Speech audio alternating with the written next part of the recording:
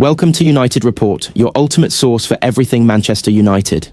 From breaking news to in-depth analysis, we've got you covered with all the updates, transfers and match highlights you need. If you're a true Red Devil, this is your home. Hit that subscribe button and let's dive into the world of United together. After turning down the chance to join Tottenham Hotspur as recently as Friday, few would have anticipated Mathys Tel arriving at the club's Hotspur Way training ground on deadline day. But after an image of him and his agent aboard a private jet went viral shortly after 2 p.m, on Monday afternoon, it looked as though the deal had been revived, much to the frustration and disappointment of many Manchester United supporters.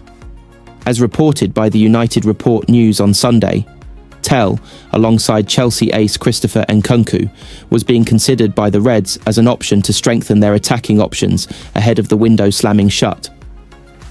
Following their decisions to allow Marcus Rashford, Ethan Wheatley and Antony on loan, United had left themselves incredibly short on attacking options. Supporters woke up on Monday morning dreaming of about a deadline day swoop for a striker. However, it was confirmed by the Manchester Evening News just over 4 hours ahead of the window closing at 11 p.m. that United would not be adding to the additions of Aiden Heaven and Patrick Dorgu, with the club looking ahead to the summer window instead. Naturally, United supporters vented their understandable frustrations at the club's hierarchy for failing to bring in a striker that head coach Ruben Amorim is so desperately in need of.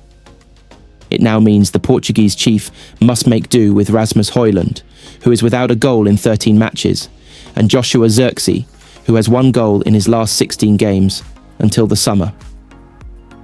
Netting 1 goal in their last 29 appearances combined, United fans can be forgiven for wondering where the goals are going to come from. United spent a combined total of £108.5 million on Højlund and Zirkzee in back-to-back summer windows. Højlund arrived as a raw 20-year-old, and Zirkzee was signed 11 months later with a profile that did not resemble that of the seasoned goalscorer United needed. As a result of gambling more than £100 million on 2 players that have so far proven they are not good enough to spearhead United's attack, the Reds would have repeated that gamble, albeit on a lesser financial scale, had they have swooped for Tel. The 19-year-old has not scored a single goal this season and has previously suggested he is not an out-and-out striker, admitting in November 2023 that he is somewhere between a number 9 and a left winger. As high as Tel's ceiling is considered to be, United would have been paying a loan fee based on potential, not pedigree. It has been reported elsewhere that United considered the £5 million loan fee Bayern wanted to be too high. United may have been able to get a tune out of Tel and see him score the goals they are in need of, but they were in a position where they could not afford to take yet another gamble on an unproven striker. Tel has contributed just 1 assist in 14 matches for Bayern this season, last scoring in May. He has found the back of the net just twice since the beginning of April. Of course, if Tel hits the ground running at Tottenham and scores a few goals, questions will inevitably be asked of United for allowing the opportunity to borrow the Frenchman for the second half of the season to slip through their fingers. However, the recent gambles they have taken on Højlund and Zirkzee mean that the next striker they sign has to be one with a proven goal-scoring record that can come in, rely on his experience and hit the ground running. Wayne Rooney confessed he was unsurprised by how Manchester United handled Marcus Rashford before his exit. The 27-year-old forward joined Aston Villa on loan towards the end of the transfer window and will hope to finish the season with a flourish. Rashford has not played since United's Europa League win over Victoria Plzen on December 12th, only featuring in one of the last 12 matchday squads. United boss Ruben Amorim consistently referred to Rashford's efforts in training as the reason he was left out of his plans. You can see on the bench we miss a bit of pace on the bench, but I would put Manchester United goalkeeper coach Jorge Vital before a player who doesn't give the maximum every day, he said last month. Rashford, who has 10 goal contributions so far this term, will hope to make a better impression on Villa boss Unai Emery. United legend Rooney admitted that he told his former teammate to leave the club earlier in his career and was not shocked by United's treatment of Rashford, having seen him training alone while the rest of the squad was in London ahead of their recent win over Fulham. I went into Carrington on Sunday to take my kids to game day, and Marcus was out on the training pitch with the fitness coach, Rooney told the Stick to Football podcast. But he was right over towards where the parents were walking past for the kids' games. I looked at him thinking how embarrassing it must be for him as parents walk past. He added, I was surprised when this started over 2 years ago, but now I'm not. I've spoken to Marcus a couple of times, and I've given him my thoughts and feelings that he needs to leave the club, because whatever is going on in his life and at United, he's not the same. For him to have a fresh start, he needs to leave the club. The fact that your manager is coming out and saying that you're not training right is crazy. While Rashford has sealed a temporary move to Villa, The Guardian has reported that he has very likely played his final game for United, regardless of whether Amorim or another manager is in charge next season. The relationship with his boyhood club is claimed to be beyond repair, and Villa have a £40 million option to sign him in the summer. The England international signed a 5-year contract with United in 2023, following his stellar season at the start of Erik Ten Hag's reign. However, it seems that there is little chance of Rashford being reintegrated into United's plans in the future, even if Villa opt against a permanent deal. Speaking about his decision to join Emery's side, Rashford told Villa TV, I've had to choose somewhere where I feel my style of football is suited to, and can help them and help me rediscover and improve as a player. Obviously, it's only short term I'm here, so I want to make the most of my time here. And the only way to do that is by using my attributes and my skill set to help the team. Manchester United brought teenage goalkeeper Ellie Harrison back from his loan spell last month and have now rejected loan offers to keep him at Old Trafford. He was at National League North side Chester in the early months of the season, but continued to impress, and, upon his return, the teenager was thrown straight into the first-team environment by Ruben Amorim. Harrison was on the bench for yesterday's home defeat by Crystal Palace, underlining his rising profile. Clubs from League One and League Two are all keen on landing the goalkeeper on loan, but the 18-year-old will spend the rest of the season in Manchester, with the club opting against letting him leave, as first reported by the BBC. Harrison has played for the U21s, but remained part of the first-team picture, which was underlined by the fact he was included during the loss to the Eagles. The teenager is highly thought of and cost the Premier League side £500,000 when they signed him from Stevenage.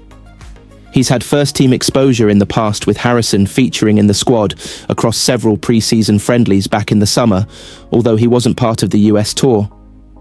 Andre Onana is the club's number one, but even he has faced his own critics. The Cameroonian was signed under the previous regime, but has made errors that have led directly to goals. In the loss to Wolves, he was beaten direct from a corner and was responsible for a goal scored by Brighton as they won at Old Trafford recently. His understudy Altay Bayindir has continued to see his minutes limited. He was less than impressive in the Carabao Cup loss to Tottenham in December, but just weeks ago was the hero as United knocked out Arsenal in the FA Cup. Harrison is one of the most highly rated youngsters in the academy. He is the second goalkeeper to win the Reserve Player of the Year award, which he won last season. He was also the youngest recipient since Adnan Januzaj scooped the prize. The teenager was part of the team that won the U18 Premier League trophy last term, as he was in goal in the 2-1 win over Chelsea in the final. Ruben Amorim was admirably diplomatic when asked if he felt the Manchester United hierarchy had let him down by not signing a striker.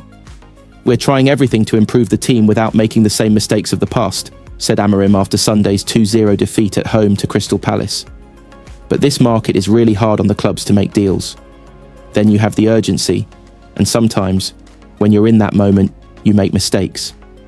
Yet given United have known since the turn of the year that Amorim wanted Marcus Rashford out, the failure to recruit a replacement is spectacularly negligent, even allowing for an unwillingness to repeat past mistakes. Even more embarrassing is the fact United were unable to get a loan deal over the line for Bayern Munich forward Mathys Tel, with Tottenham seemingly moving in to steal him from under their noses on deadline day. Before Sunday's latest defeat, United introduced two new signings, young duo Patrick Dorgu and Aidan Heaven, to the Old Trafford crowd. Two defenders, when anyone who has had the misfortune of watching United regularly this season will tell you that the one position they needed to address before deadline day was up front. Amorim may have chosen diplomacy post-match, but his team selection leaving Rasmus Højlund and Joshua Zirkzee on the bench and playing midfielder Kobbie Mainoo as a false nine was a blunt message to Sir Jim Ratcliffe and his cronies that he needs a striker who can fulfil the basic remit of the position scoring goals regularly. The failure to do so means United's attacking options are Højlund, Zirkzee, Ahmad, Alejandro Garnacho and Mainoo, whose average age is 21 and who have just 14 league goals between them. Zirkzee has just 3 goals in 24 Premier League games. Garnacho hasn't scored in the league since November. Højlund not since early December, while Mainoo has yet to get off the mark in the league. Only Ahmad has looked potent in the league, with 6 goals this term. But the blame lies not with those young players, but with those in charge at United for continuing the policy of substandard recruitment and failing to adopt a strategic approach to improving the squad. Ratcliffe's arrival at United little over a year ago was supposed to herald the dawn of a brave new era after more than a decade of mediocrity following consistently poor recruitment and overspending on average players. Yet United fans are left bemoaning the failings they have become accustomed to in the post-Sir Alex Ferguson era, with a squad that is simply not fit for purpose. In the summer, United decided to stick with Erik Ten Hag, having interviewed several potential successors, and handed him a further £200 million to spend on signings who have, once again, failed to reach the required standard. Ten Hag was sacked after a poor start to the season, replaced by Amorim, who had been in the job less than a month when the United hierarchy sacked sporting director Dan Ashworth, who himself had only been in the role for 5 months.